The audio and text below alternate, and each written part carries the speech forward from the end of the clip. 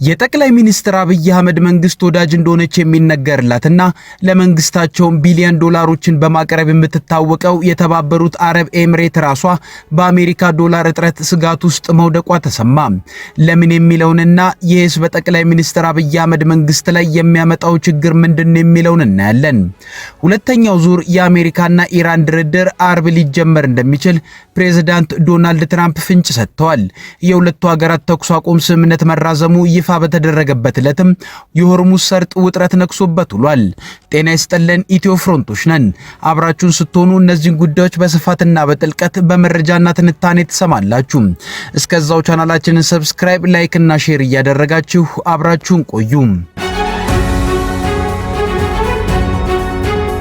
የጠቅላይ ሚኒስትር አብይ አህመድ መንግስት ወዳጅ እንደሆነች የሚነገርላትና ለመንግስታቸው ቢሊዮን ዶላሮችን በማቅረብ የምትታወቀው የተባበሩት አረብ ኤምሬት ራሷ በከፍተኛ የአሜሪካን ዶላር እጥረት ስጋት ውስጥ መውደቋ ተሰማ። አቡዳቢን ለዚህ የአሜሪካ ዶላር እጥረት ስጋት የዳረጋት እስራኤልና አሜሪካ ከኢራን ጋር ጦርነት ውስጥ ከገቡ በኋላ ባጋጠማት ሁለት መሰረታዊ ችግሮች ነው። አንዱ ኢራን በእስራኤልና አሜሪካ ጦርነት ሲከፈትባት በመጀመሪያ ያደረገችው እንደ የተባበሩት አረብ ኤምሬት ያሉ የአሜሪካ አጋሮች ላይ መጠነ ሰፊ ጥቃትን መክፈት ነበር።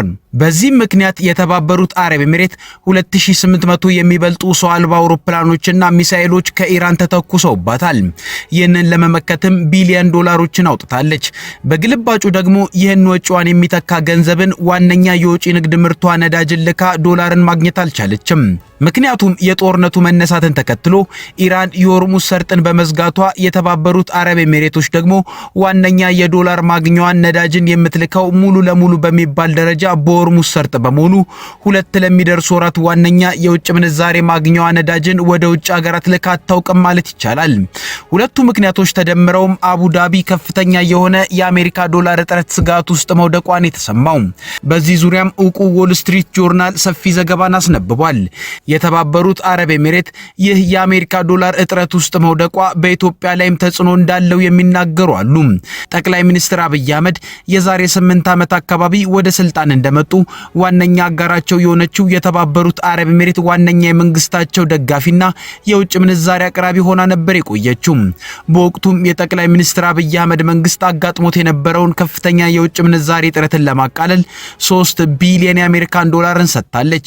ይህም ዜና የተሰማው የአገሪቱ መሪ መሐመድ ቢን ዛይድ አልናህያን ኢትዮጵያን በጎበኙበት ወቅት ነው። ከዚያ ጊዜ አንስቶም ኢትዮጵያና የተባበሩት አረብ ኤሚሬት ያላቸው ግንኙነት በእጅጉ የተጠናከረ መሆኑ ይነገራል። የተባበሩት አረብ ኤሚሬቶች በአፍሪካ ቀንድ እንዲኖራት ለምትፈልገው ተጽዕኖ ዋነኛ አጋሯ ኢትዮጵያ መሆኗም ይነገራል። አቡዳቢ ከሳውዲ አረቢያ ጋር ገጥማ በነበረው ጸብ ከሶማሊያ ሙሉ ለሙሉ እንድትወጣ ሲደረግም ብቸኛ የአፍሪካ ቀንድ መገኛዋ የሆነችው ኢትዮጵያ ነች። ከዚያም ሲያልፍ የተባበሩት አረብ ኤሚሬት በሱዳን ባለው ጦርነት ውስጥ የምትደግፈው የመሐመድ ሐምዳን ዳጋሎ ኃይልን የሚያሳልጠው የጠቅላይ ሚኒስትር አብይ አህመድ መንግስት እንደሆነ ነው የሚነገረው። ከወራት በፊት ሪውተርስ በተሰኘ ዓለም አቀፍ የዜና ወኪል ላይ የወጣ ምርመራ ዘገባ እንዳሳየው በኢትዮጵያ የቤኒሻንጉል ጉሙዝ ክልል ለመሐመድ ሐምዳን ዳጋሎ ጦር የሚያገለግል የጦር ካምፕ ተገንብቷል። ግንባታው የተከናወነውም በተባበሩት አረብ ኤሚሬቶች ወጪ መሆኑንም በዘገባው ላይ ተጠቁሟል። ኢትዮጵያ ለተባበሩት አረብ ኤሚሬት በዚህ ልክ ለምታደርገው ትብብርም በምላሹ ወታደራዊ እርዳታዎችን ጨምሮ የተለያዩ ድጋፎችን ከአቡዳቢ ታገኛለች። ብዙዎች የኢትዮጵያ ጦር የሰው አልባ አውሮፕላን ድሮን ባለቤትነት ምንጩ አቡዳቢ መሆኗን ይናገራሉ። ሆኖም የተባበሩት አረብ ኤሚሬት አሁን ባለችበት ሁኔታ ለጠቅላይ ሚኒስትር አብይ አህመድ መንግስት የቀደመ ድጋፏን የምታደርግበት ሁኔታ ላይ አይደለችም። እንደውም አቡዳቢ የዶላር እጥረት ስጋቷን ለማቃለል አሜሪካንን ድጋፍ መጠየቋን ዎል ስትሪት ጆርናል ዘግቧል። የተባበሩት አረብ ኤሚሬት ማዕከላዊ ባንክ ገዢ ካሊድ መሐመድ ባላማ ባለፈው ሳምንት በዋሽንግተን ከአሜሪካው የገንዘብ ሚኒስትር ስኮት ቢሴንት ጋር ተገናኝተው ባደረጉት ውይይት አሜሪካ የዶላር እጥረት ስጋት ላጋጠማት አቡዳቢ ድጋፍ ልታደርግ እንደሚገባና ይህም የመገበያ ገንዘብ በመለዋወጥ ሊሆን እንደሚችል አውርተዋል። የመገበያ ገንዘብ መለዋወጥ ወይንም ከረንሲ ስዋፕ የሚባለው አሜሪካ የተባበሩት አረብ ኤሚሬት መገበያ ገንዘብ የሆነው ድርሃምን በተመጣጣኙ ዋጋ በዶላር ትቀይራትና የተባበሩት አረብ ኤሚሬት የዶላር ግኝቷ ሲስተካከል ከአሜሪካ የወሰደችውን ዶላር ተመልሰና ድርሃሟን ትቀበላለች ማለት ነው። የተባበሩት የተባበሩት አረብ ኤምሬት ስጋት አሁን ካለችበት ሁኔታም ይብሳል። ሀገሪቱ ጦርነቱ የዓለም የፋይናንስ መናኸሪያ የነበረ ቁመኗን እንዳያሳጣት ትሰጋለች። ይህም ባለሀብቶች በምድሯ ያስቀመጡትን ዶላር ያውጣሉ የሚል ስጋትም ተፈጥሮባታል። በተፈጠሩ ስጋቶች ሳቢያም የአሜሪካ ዶላር ክምችቷ እየቀነሰ ነው። ይህም እንዳይሟጠጥ ትሰጋለች። ከወዲሁም የድርሃም ዋጋ ከአሜሪካ ዶላር አንጻር መውረድን አሳይቷል። የዎል ስትሪት ጆርናል ትንታኔ እንደሚያሳየው የተባበሩት አረብ ኤምሬት ኢራንን የመውጋት ሐሳብ የአሜሪካ ስለሆነ ዛሬ የገባችበትን የዶላር እጥረት ስጋትን የመፍታትና የማቃለል ግዴታም የአሜሪካ እንደሆነ ነው የምታስበው።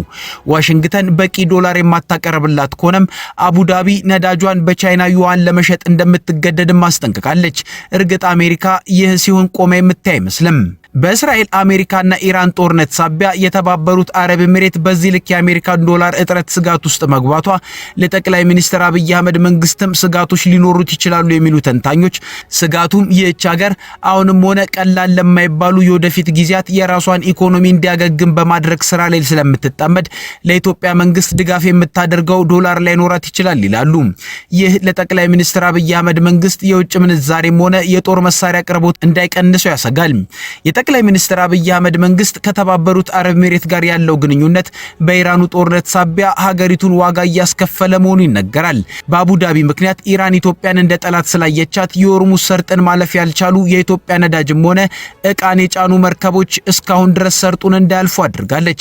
የአንዳንድ ሀገራት መርከቦች በድርድር ሰርጡን ማለፍ ሲችሉ፣ ኢትዮጵያ ግን በአቡዳቢ ምክንያት ጥርስ ስለተነከሰባት እስካሁን ነዳጅም ሆነ ሌሎች ምርቶችን የሆርሙዝ ሰርጥን አልፎ ሊመጣላት አልቻለም።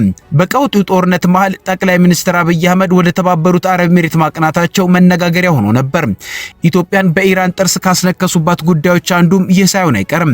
አሁን የጠቅላይ ሚኒስትር አብይ አህመድ መንግስት የክፉ ጊዜ ወዳጅ ራሷ በዶላር እጥረት ስጋት ውስጥ ገብታለች።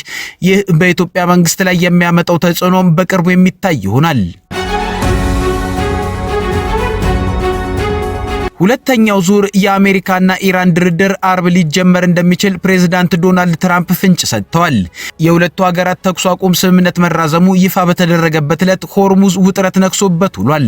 በብዙዎች እየተጠበቀ ያለው የአሜሪካና ኢራን የሰላም ድርድር ነገ አርብ ሊጀምር እንደሚችል የአሜሪካው ፕሬዝዳንት ዶናልድ ትራምፕ ተናግረዋል። ትራምፕ ከኢራን ጋር የሚደረገው ሁለተኛ ዙር የሰላም ድርድር አርብ ዕለት ሊጀምር ይችላል ማለታቸውን ኒውዮርክ ፖስትን የዘገበው ጋዜጣው የፓኪስታን ባለስልጣናትን ጠቅሶ ከአርብ ጀምሮ ባሉ 3 ቀናት ውስጥ ውይይቱ ሊጀምር እንደሚችልም ዘግቧል።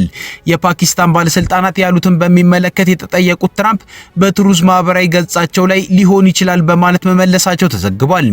ትራምፕ የሁለቱን ሀገራት የተኩስ አቁም ሲያራዝሙ የኢራን አገዛዝ ጦርነቱን ለማቆም የሚያስችል የተቀናጀ ሐሳብ ለማምጣት ተጨማሪ ጊዜ እንደሚያስፈልገው ተናግረው ነበር። ዶናልድ ትራምፕ የተኩስ አቁሙ መራዘሙን ተከትሎ አስተያየታቸውን የሰጡት የኢራን ፓርላማ አፈ ጉባኤ አማካሪ ደግሞ የትራምፕ ውሳኔ ምንም ማለት እንዳልሆነና ለድንገተኛ ጥቃት ጊዜ ለመግዛት የሚያስችል ብልሃት ነው ሲሉ ገልጸውታል። ማህዲ መሐመድ በኤክስ ገጻቸው ላይ በፋርስ ቋንቋ ባጋሩት ጽሑፍ የትራምፕ ከበባ መቀጠል ከቦምብ ድብደባ የተለየ አይደለም በማለት ወታደራዊ ምላሽ መሰጠት አለበት ብለዋል። አክለውም ኢራን እርምጃ የምትወስድበት ጊዜ ደርሷል ሲሉ ሐሳባቸውን አጠናክረዋል። ኢራን 20 በመቶ የዓለም ነዳጅ የሚተላለፍበት ቁልፍ የባህር መስመርን ዘግታ ለሳምንታት ከቆየች በኋላ የአሜሪካ የባህር ኃይል ወደ ቴህራን ወደቦች የሚገቡና የሚወጡ መርከቦች ላይ እግር ጥሏል። እሁድ ዕለት ጦሩ የኢራን ባንዲራን የምታውለበልብ የጭነት መርከብ በቁጥጥር ስር አውሎ ነበር። ይባስ ብሎም የሁለቱ ሀገራት ተኩስ አቁም ስምምነት መራዘሙ ይፋ በተደረገበት ዕለት ሆርሙዝ በውጥረት ውስጥ መዋሉ ነው እየወጡ ያሉ ዘገባዎች የሚያሳዩት። በባህር ሰርጡ ላይ የሚንቀሳቀሱ ግዙፍ የንግድ መርከቦች የሁለቱ ሀገራት ጥቃት ሰለባ እየሆኑ ነው።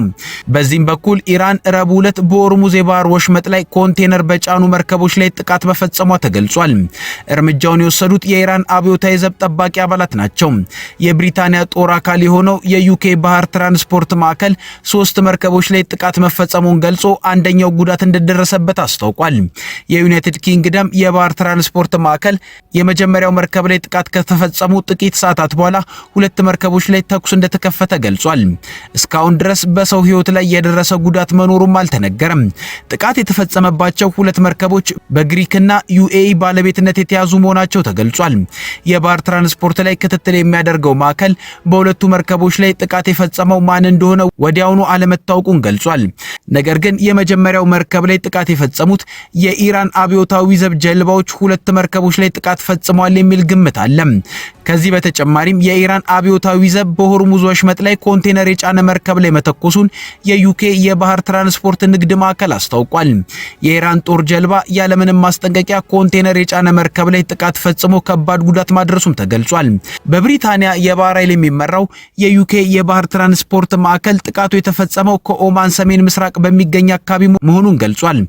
የአብዮታዊ ዘቡ መሳሪያ የደገነ ጀልባ መርከቡን ተጠግቶ ያለምንም የሬዲዮ ማስጠንቀቂያ ወይንም ሰላምታ ተኩሱ ከፍቷል በማለት ከባድ ጉዳት በድልድዩ የመርከቡ መቆጣጠሪያ ላይ ደርሷል ብሏል። በኢራን አብዮታዊ ዘብ ጥቃት የተፈጸመበት መርከብ በግሪክ ኩባንያ ባለቤትነት የተያዘ መሆኑንም ቢቢሲ ማረጋገጥ ችሏል። ከዚህ በተጨማሪ የኢራን እስላማዊ አብዮታዊ ዘብ በፈጸመው ጥቃት 3 የጭነት መርከቦች በሆርሙዝ ወሽመጥ ላይ መመታታቸውን የኢራን መገናኛ ብዙሃን ዘግበዋል። አብዮታዊ ዘቡ እርምጃ ከወሰደባቸው 3 የጭነት መርከቦች መካከል ሁለቱን እንደያዘም አስታውቋል። ረቡዕ ዕለት በወሽመጡ ላይ በሚንቀሳቀሱ መርከቦች ላይ የተሰነዘረው ጥቃትና ቀደም ሲል አሜሪካ የኢራን መርከቦችን መከልከሏ ስጋቱ አሁንም በወሽመጡ ላይ መቀጠሉን ያሳያል። የኢራን መንግስት ጠንካራ ደጋፊዎች የተኩስ አቁሙ ከተጀመረ ወዲህ ለመጀመሪያ ጊዜ ማክሰኞ ምሽት በመላ አገሪቱ ሚሳኤሎችን ማስወንጨፋቸውን በአደባባይ በማሳየት ሰልፎች አካሂደዋል። የፌዴራል አቃቢ በቀድሞ የሰላም ሚኒስትር ዴታ ታዬ ደንዳ ላይ የመሰረታቸውን 3 አዳዲስ ክሶችን ባልታወቀ ምክንያት ማቋረጡ ተሰማ። ታዬ በቀረቡባቸው መንግስትን በኃይል ለመጣል ግዙፋዊ መሰናዶ የማድረግ በአገር መከላከያ ሰራዊት ላይ ሐሰተኛና አደናጋሪ መረጃዎችን ማሰራጨትና የመንግስትን ስም ማጥፋት በሚሉ 3 ተደራራቢ ክሶች ላይ ባቀረቡት ይግባኝ ላይ ውሳኔ ለመስጠት የፌዴራሉ ጠቅላይ ፍርድ ቤት ትላንት ሮብ ሚያዝያ 14 ቀን 2018 ዓ.ም ቀጠሮ ሰጥቶ ነበር። ሆኖም አቃቢ ክሶቹን ያቋረጠበት ምክንያት በችሎቱ ላይ አልተገለጸም። የተከሳሹ ጠበቆች ክሱ ስለተቋረጠበት ምክንያት የሚያውቁት ነገር እንደሌለና ምክንያቱን የሚገልጽ ማስረጃ ከፍርድ ቤት እንደሚጠይቁም ተናግረዋል። ታዬ ፍቃድ የሌለው የጦር መሳሪያ በመያዝ ወንጀል የተላለፈባቸው የ7 ዓመት የእስር ቅጣት ወደ 4 ዓመት ዝቅ እንደተደረገላቸውም ይታወሳል። ዘገባው የዋዜማ ሬዲዮ ነው። ከኢትዮ ፍሮንት የዛሬ ጉዳዮቻችን እነዚህ ነበሩ።